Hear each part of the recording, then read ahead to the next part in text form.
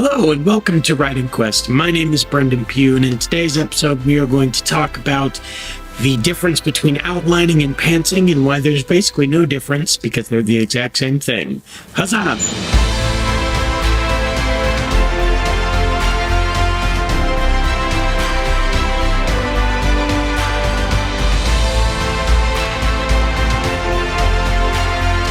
Alright, as I said in the intro, today we are going to talk about the difference between pantsing and outlining, and that there's actually no difference at all.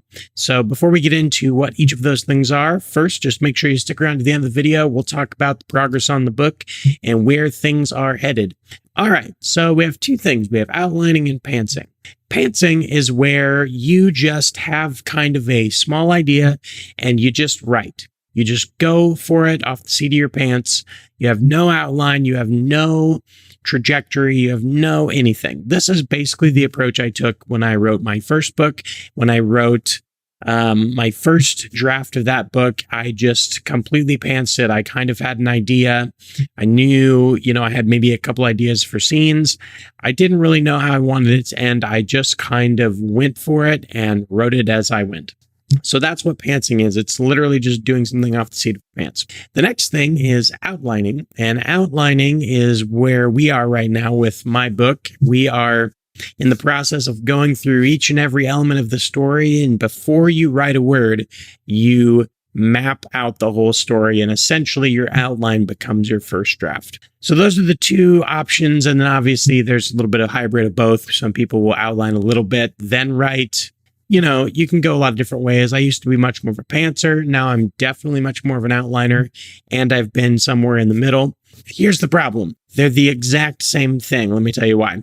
If you start a book as a pantser and you just write exactly off the seat of your pants with no plan, no nothing, eventually you're going to have to outline. That first draft becomes your outline because you're going to have to rewrite it all anyways.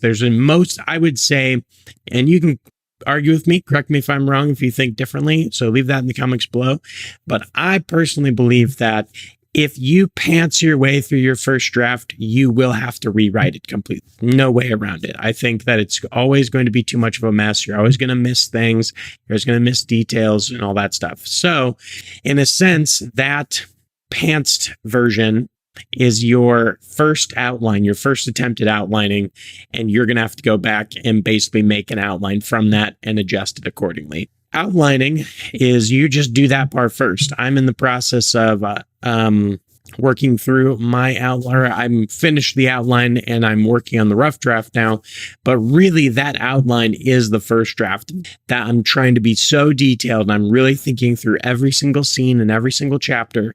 And that is the first version of the book. So now when I'm going back and actually writing the words, this is my second draft, or what I consider. And my goal for that is that I'm not going to have to rewrite anything. I'm going to have to edit. I'm going to have to change some words and change some sentences and work on my paragraphs and all that kind of stuff. Add things, take things away, but I'm not going to have to rewrite the entire book word for every single word. That's what I mean by pantsing and outlining being the same thing. You essentially, you're doing the same process. You're just having to switch it. You're flip-flopping what you start with. So personally, I believe that everyone's artistic journey can take you in a lot of different ways, and everyone's a little different in how they think. I recommend the outlining method for sure. It's definitely harder, I would say, to start that way, to really meticulously think through every single thing. But I think in the end, it saves you time because you're not having to rewrite. Some people work that way. Some people, that's their, if that's your creative mode, that's great. That's awesome.